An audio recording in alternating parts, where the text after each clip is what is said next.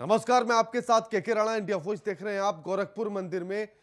गोरखनाथ मंदिर में हुए हमले के बाद मुख्यमंत्री योगी आदित्यनाथ की सुरक्षा भी बढ़ा दी गई है। अब मुख्यमंत्री की सुरक्षा में सीआरपीएफ की तैनाती कर दी गई। मुख्यमंत्री के सरकारी आवास 5 केडी पर सीआरपीएफ के 2 प्लाटून की तैनाती कर दी गई। माना जा रहा है कि गोरखनाथ मंदिर में हुए हमले के बाद शासन की तरफ से यह फैसला लिया गया। आपको बता दें कि मुर्तजा अब्बासी नाम के युवक ने 3 अप्रैल को मंदिर की सुरक्षा में तैनात 2 पीएसी के जवानों पर बांके से हमला किया था और उनको घायल कर दिया था।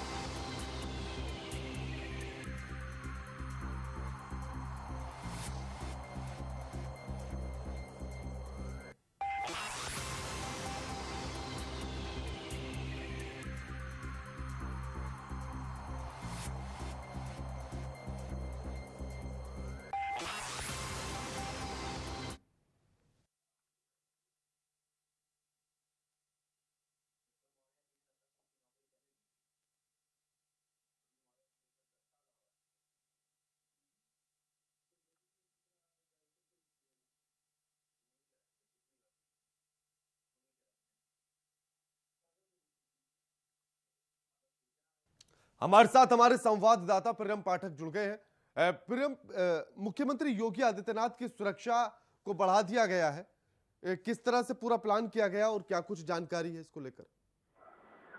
बिल्कुल, देखिए जिस तरीके से गोरखपुर की जो पूरी घटना हुई है, गोरखपुर मंदिर पर मुर्तजा नाम का जो शख्स है, जिसके कई आतंकी कनेक्शन भी अब इस्टेब्लिश होते हुए नजर आ रहे हैं, तो वहां पर कहीं ना कहीं गोरखनाथ मंदिर पर हमला करना साफ तौर पर कहीं ना कहीं सीएम योगी की सुरक्षा से जुड़ा हुआ सवाल है। क्योंकि गोरखपुर में जब वो जाते हैं तो उसी मंदिर में वो निवास करते हैं, रात्रि विश्राम करते हैं, और ऐसे में वहां पर ये हमला होना तो कहीं ना कहीं उनकी सुरक्षा में एक जो है वो माना जा रहा है कि एक बड़ी जो है साजिश हो सकती है, जिसके चलते अब ये फैसला किया गया है कि सीएम योगी आदित्यनाथ की सुरक्षा में अब सीआरपीएफ के जो जवान हैं उनको भी तैनात किया जाएगा, ताकि सुरक्षा को और पुख्ता किया जा सके। और जो इंटेलिजेंस की रिपोर्ट है, जो बाकी सुरक्षा एजेंसियों की रिपोर्ट है, उसमें भी साफ तौर पर कहा गया है कि सीएम योगी को जो है वो खतरा हो सकता है। तो ऐसे में इसको ध्यान में रखते हुए ये फैसला किया गया है कि अब योगी आदित्यनाथ की जो सुरक्षा होगी उसमें सीआरपीएफ को भी अब तैनात किया गया जाएगा।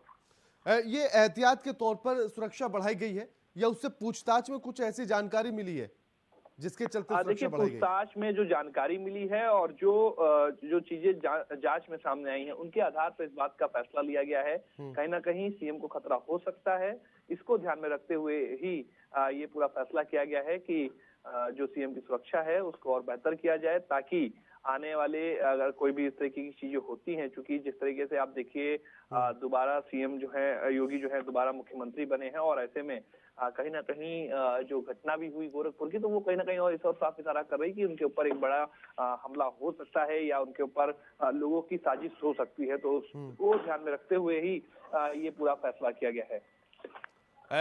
आप हमारे साथ बने रहिए प्रियम, अगली खबर का रुख कर लेते हैं।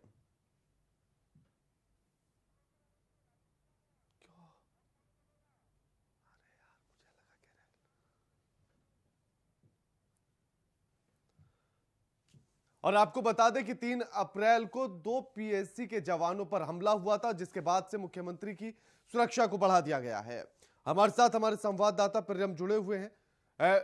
प्रियम, अभी जो आगे पूछताछ उससे चल रही है मुर्तजा से, क्या उसमें कुछ अभी अपडेट मिला? देखिए, मुर्तजा से जो पूछताछ चली है उसको अब चूंकि लखनऊ एटीएस अब लेकर आ चुकी है, कई अन्य राज्यों के भी एटीएस और सुरक्षा एजेंसियां जो हैं उससे पूछताछ कर रही हैं। कई अहम सुराग जो हैं वो एटीएस को हाथ में लगे हैं और इसको लेकर वो जानबीन पूरे इस मसले को लेकर कर रहे हैं।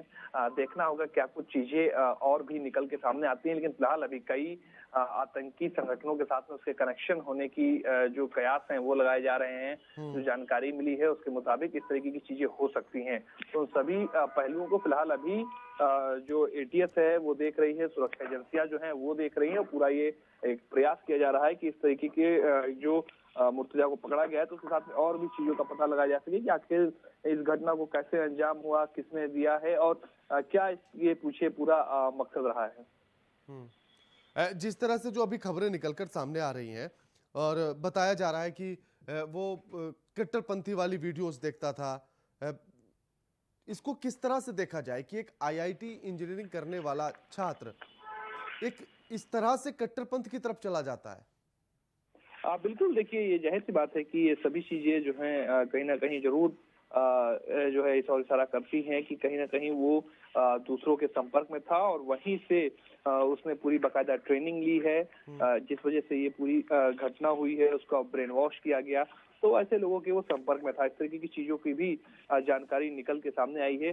पूरे इस मसले को लेकर फिलहाल अभी छानबीन की जा रही है, जांच की जा रही, पूछताछ उससे की जा रही है और कई अन्य राज्यों की भी जो सुरक्षा एजेंसियां हैं वो भी मुर्तजा से पूछताछ कर रही हैं। शुक्रिया आपका प्रियम, हमारे साथ ये तमाम बातचीत करने के लिए। लखनऊ से इस वक्त की बड़ी खबर आ रही है, उसका रुख करेंगे। गोरखपुर के सुरक्षा कर्मियों पर हमले का मामला, एटीएस की रिमांड के दौरान मुर्तजा से पूछताछ जारी है। लखनऊ से बड़ी खबर, गोरखनाथ मंदिर के सुरक्षा कर्मियों पर हमले का मामला,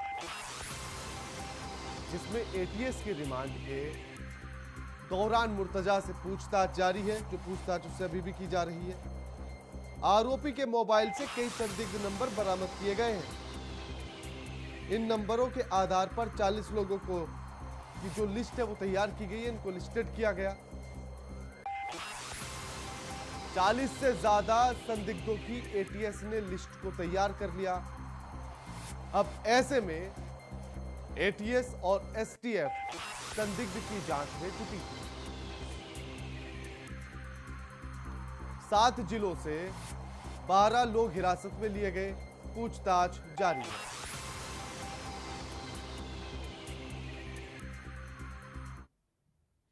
आज सीएम योगी आदित्यनाथ की मौजूदगी में अयोध्या के मर्यादा पुरुषोत्तम श्रीराम इंटरनेशनल एयरपोर्ट की जमीन लीज पर दी जाएगी। अयोध्या में एयरपोर्ट की जमीन भारतीय विमानपत्तन प्राधिकरण को सौंपी जाएगी। प्रदेश के नागरिक उड्डयन विभाग और भारतीय विमानपत्तन प्राधिकरण के बीच लीज एग्रीमेंट होगा।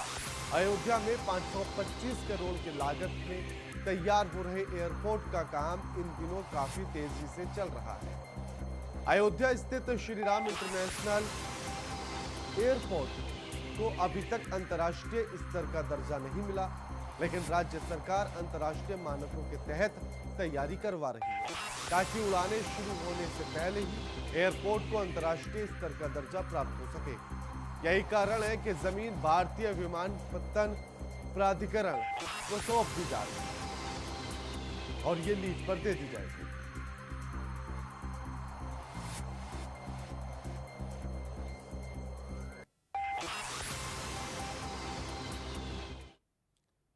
बिहार विधान परिषद चुनाव की मतगणना कड़ी सुरक्षा के बीच नालंदा कॉलेज में जारी है।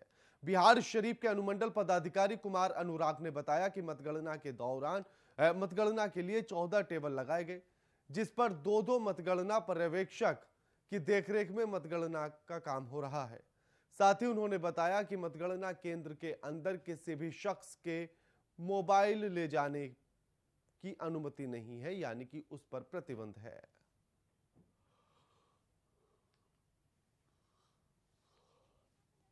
कई लेयरों में दंडाधिकारी और पुलिस लोगों की प्रतिनियुक्ति की गई है। मतगणना कक्ष में किसी भी तरह से क्या कहते हैं, किसी भी काउंटिंग एजेंट्स को मोबाइल या कोई भी इक्विपमेंट लाने की इजाज़त नहीं है। उसके साथ ही हर टेबल पे माइक्रो ऑब्जर्वर के साथ साथ काउंटिंग स्टाफ प्रतिनियुक्त किए गए हैं और राउंड वाइज एमएलसी चुनाव की काउंटिंग होगी। सारण सीट पर 8 प्रत्याशियों की हार और जीत का फैसला होना है, जिसको लेकर आज सारण कमिश्नरी में पूरी तरह से पुलिस की कड़ी सुरक्षा में मतदान का काम जारी है। निर्वाचित पदाधिकारी राजेश मीणा ने सभी जगहों का निरीक्षण किया है।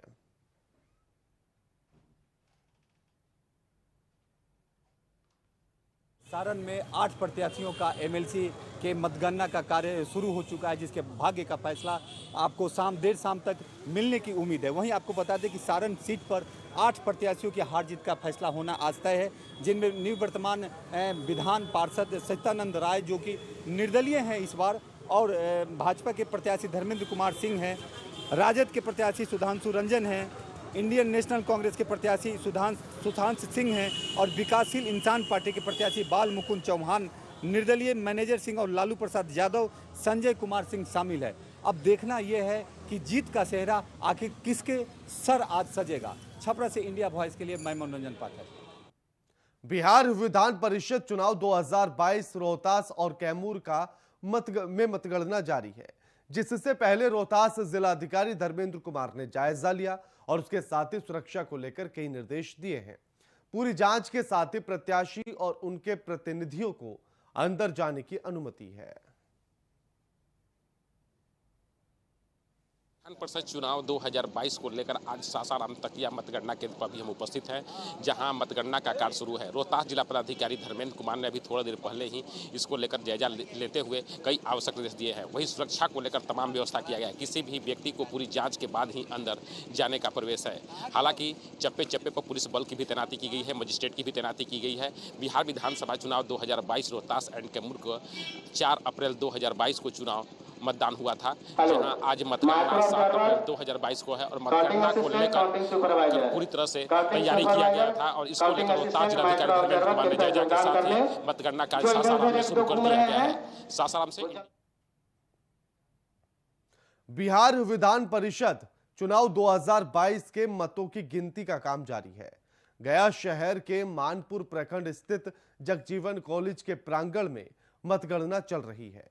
मतगणना को लेकर सुरक्षा के कड़े प्रबंध किए गए। जिन लोगों को पास दिया गया वही लोग मतगणना केंद्र के अंदर जा सकते हैं। सुरक्षा को लेकर जगह जगह बैरिकेडिंग की गई है। गया के जिलाधिकारी डॉक्टर त्यागराजन एसएम मतगणना स्थल पर कैंप कर रहे हैं। सामने और ऑब्जर्वर के सामने आज जो एमएलसी चुनाव का मतगणना कार्य है वो सभी कैंडिडेट्स के सामने और ऑब्जर्वर के सामने पारदर्शिता से प्रारंभ हुआ है और बारी बारी से अभी बंडल सब बना है। अभी थोड़ी ही देर में बहुत ही जल्दी जो फर्स्ट राउंड काउंटिंग है वो शुरू हो जाएगा। स्मूथली चल रहा है। विधि व्यवस्था के लिए सारे लोग प्रतिनियुक्त हैं, कहीं कोई दिक्कत नहीं है और जैसे परिणाम आएगा हम लोग अवगत कराएंगे। बिहार विधान परिषद के स्थानीय निकाय की 24 सीटों पर हुए चुनाव के नतीजे आज आएंगे। सूबे की 24 एमएलसी सीटों पर 187 प्रत्याशियों की किस्मत दांव पर है। इससे पहले सोमवार को 24 सीटों पर 97.86% वोट हुआ था। एमएलसी चुनाव के नतीजे बिहार की सियासी भविष्य को तय करेंगे। क्योंकि एनडीए एकजुट होकर चुनाव में उतरा था, तो कांग्रेस और आरजेडी ने अलग अलग किस्मत आजमाई है। इस तरह से उम्मीदवारों के साथ सीएम नीतीश कुमार और आरजेडी नेता तेजस्वी यादव के लिए भी अहम माना जा रहा है। हमारे साथ हमारी संवाददाता रजनी शर्मा जुड़ गई हैं। रजनी, आज एमएलसी चुनाव की मतगणना चल रही है, किस तरह की चहल पहल देखी जा रही है? बिल्कुल, देखिए अगर बिहार के सियासत की बात करें तो बहुत बड़ा आज का ये जो रिजल्ट है ये तय करेगा, क्योंकि ये कुर्सी की लड़ाई है। बताते चलो कि विधान परिषद में कुल 75 सीट होते हैं, जिनमें 51 सीटों पर पहले से विधान पार्षद पदासीन है और 24 सीटों के लिए ये चुनाव हुआ था, जिनमें अगर बात करें अगर विपक्ष की, तो विपक्ष के बिहार विधान परिषद में विपक्ष की सबसे अहम लड़ाई है। क्योंकि अगर नेता प्रतिपक्ष की बात करें तो बिहार विधान परिषद में संख्या उतनी नहीं थी कि नेता प्रतिपक्ष वहां चुना जा सके। क्योंकि अगर टेक्निकली बात करें तो जो विधान पार्षदों की जो संख्या होती है उसमें 10% होनी चाहिए ऐसी संख्या जिस विपक्ष के पास की, उसके बाद उसे नेता प्रतिपक्ष की कुर्सी दी जाती है। लेकिन चूंकि विपक्ष के पास उतनी सीटें नहीं थी, बताते चलूं कि कुल 51 सीटों में 40 जेडीयू के पास थी, 10 बीजेपी के पास थी और हम 15 बीजेपी के पास थी, 1 हम के पास थी और 1 निर्दलीय विधायक थे और कुल 7 विपक्ष के पास थी, जिनमें 5 आरजेडी के पास थी। और कांग्रेस की बात करें तो कांग्रेस के पास 4 थी। तो ऐसे में विपक्ष के पास कुल 10% सीटें नहीं हो पा रही थी और इस वजह से उन्हें नेता प्रतिपक्ष की कुर्सी नहीं मिली थी, जो 23 जून 2020 से लगातार खाली थी। तो कह सकते हैं कि आज ये मुख्य लड़ाई सिर्फ एनडीए और आरजेडी महागठबंधन के बीच नहीं है, बल्कि ये उस कुर्सी की लड़ाई है जिसमें नेता प्रतिपक्ष का चुनाव होगा। क्योंकि इसमें नेता प्रतिपक्ष की बात करें तो 2 दावेदार शामिल हो गए हैं। पहले महागठबंधन एक था, लेकिन अब कांग्रेस और आरजेडी अपनी अलग अलग किस्मत आजमा रहे हैं। कांग्रेस की बात करें अगर तो कांग्रेस कुल 16 सीटों पर अपनी किस्मत आजमा रही है, आरजेडी 23 सीटों पर आजमा रही है और एक आरजेडी के खाते की एक जो सीट है वो माले के पक्ष में गई है। तो कह सकते हैं कि ये विपक्ष के लिए खास तौर पे बहुत बड़ी चुनौती है, बहुत बड़ी लड़ाई है। सिर्फ सत्ता पक्ष ही नहीं, विपक्ष की तरफ पूरी तरह से लोगों का ध्यान अटका हुआ है कि क्या विपक्ष अपने कुर्सी को बचा पाता है, क्या एक बार फिर से नेता प्रतिपक्ष की कुर्सी विपक्ष के खाते में आती है, या फिर ये जैसे पिछले 2 सालों से ये सीट खाली है वैसे ही फिर से एक बार खाली रहेगी। जी, आखिर कब तक नतीजे आ जाएंगे? क्या इसको लेकर कुछ अपडेट अभी तक सामने आया रजनी? देखिए, नतीजे आने शुरू हो गए हैं। अगर मुजफ्फरपुर की बात करें तो मुजफ्फरपुर में एक नतीजे सामने आए हैं जहां एनडीए आगे रही है। मुजफ्फरपुर के बोचहा सीट से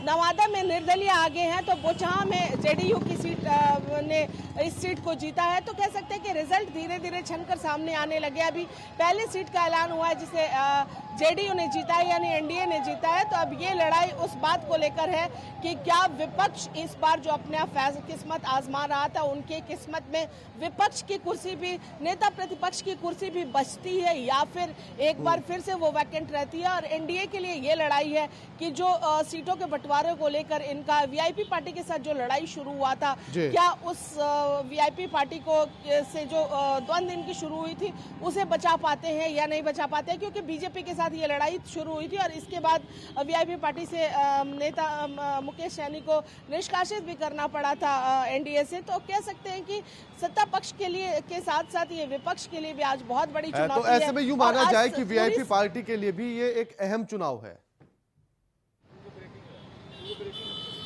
बिल्कुल, अभी हमारे पास कुछ और भी रिजल्ट आ रहे हैं। मैं आपको बताते चलूं कि आरजेडी से, अब सिवान से आरजेडी से आगे हैं। आरजेडी के विनोद जायसवाल आगे चल रहे हैं और बीजेपी के दिलीप जायसवाल पूर्णिया से सीट को जीत चुके हैं। यानी एनडीए के खाते में 2 सीटें आ चुकी हैं, निर्दलीय के खाते में 1 सीट आई है और जगह अभी चुनाव चल रहे हैं। तो कह सकते हैं कि ये जरूर, देखिए, वीआईपी पार्टी की जो लड़ाई शुरू हुई थी उस लड़ाई में का रिजल्ट कह सकते हैं बहुत तक सामने आ चुका है, क्योंकि बोचहा सीट को लेकर यह द्वंद्व शुरू हुआ था और बोचहा सीट एनडीए के खाते में आ गई है।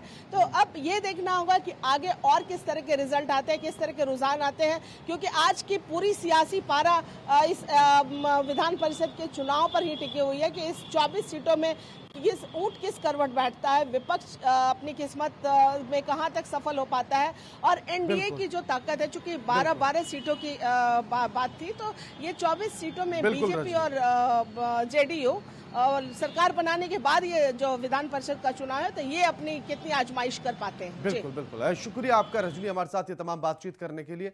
रामपुर में योगी राज 2.0 का एनकाउंटर अभियान जारी है। थाना अजीम नगर पुलिस की हिस्ट्री शीटर बदमाश से मुठभेड़ हो गई। जवाबी फायरिंग में बदमाश को गोली लगी है। घायल बदमाश हायर सेंटर रेफर कर दिया गया। दरअसल देर शाम पुलिस को सूचना मिली थी कि खिजरपुर गांव निवासी हिस्ट्री शीटर सुभान किसी वारदात को अंजाम देने के लिए फिराक में था। सूचना मिलते ही पुलिस मौके पर पहुंच गई। आरोपी सुभान को पुलिस ने जब रोकना चाहा तो उसने फायरिंग करना शुरू कर दिया। जवाबी फायरिंग में बदमाश को गोली लग गई। गोली लगते ही घायल बदमाश को पुलिस ने गिरफ्तार कर लिया, जिला अस्पताल में भर्ती कराया गया। प्रभारी निरीक्षक प्रदीप कुमार के मुताबिक आरोपी हिस्ट्री शीटर पर करीब 31 मुकदमे दर्ज हैं।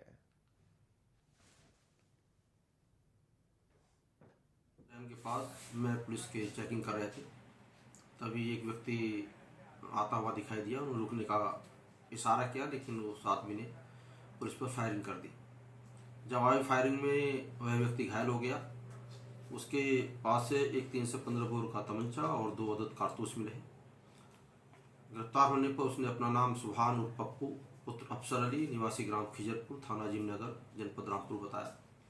इसके बाएं पैर में गोली लगी है। खबर प्रयागराज से है, जहां एसओजी यमुना पार और करछना पुलिस ने संयुक्त कार्रवाई करते हुए कंचना इलाके में फरार चल रहे शातिर अपराधी दीपक उर्फ राहुल को गिरफ्तार कर लिया, जो 25,000 का इनामी बदमाश है। कुछ देर तक चली मुठभेड़ में पुलिस ने जवाबी फायरिंग करते हुए शातिर अपराधी को धर दबोचा। पुलिस ने अपराधी के कब्जे से तमंचा कारतूस भी बरामद किया। आपको बता दें कि करछना इलाके में बदमाश ने मंगला प्रसाद की निर्मम हत्या की थी, जिसके बाद कई शातिर अपराधियों के खिलाफ करछना थाने में मुकदमा दर्ज किया गया। कई आरोपियों को तो पुलिस की टीम ने गिरफ्तार कर सलाखों के पीछे भेज दिया, जबकि शातिर अपराधी दीपक उर्फ राहुल सिंह फरार चल रहा था, जिस पर कार्रवाई करते हुए पुलिस ने फरार अपराधी दीपक उर्फ राहुल को गिरफ्तार कर लिया।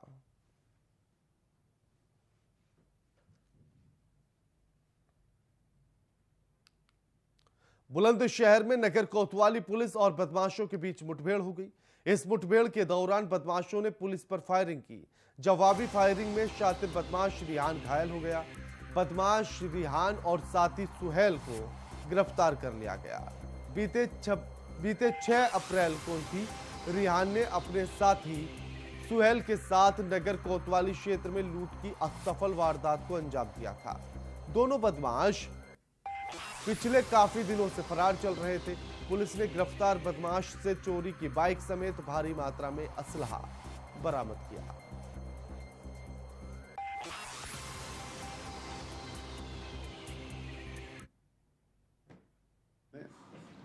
कोतवाली नगर का कुख्यात अपराधी रेहान कुरैशी क्रॉस फायरिंग में घायल हुआ है।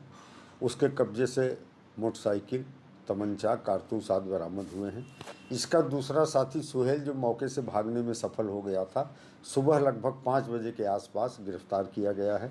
उल्लेखनीय यह है कि रेहान कुरैशी पर 1 दर्जन के आसपास मुकदमे हैं, जिसमें हत्या, लूट, मारपीट, 307 आदि के मुकदमे पूर्व से दर्ज। बदायूं जिले में करीब 1.5 साल पहले हुई किसान की हत्या के मामले में मुख्य आरोपी को फांसी की सजा सुनाई गई। स्पेशल जज SC/ST कोर्ट महेंद्र सिंह ने सजा सुनाई। बदायूं जिले के बिलसी थाना क्षेत्र के गांव दीननगर शेखपुरा में करीब 1.5 साल पहले किसान नथुलाल की हत्या की थी। इस मामले में मुख्य आरोपी पड़ोसी किशोर को फांसी की सजा सुनाई गई।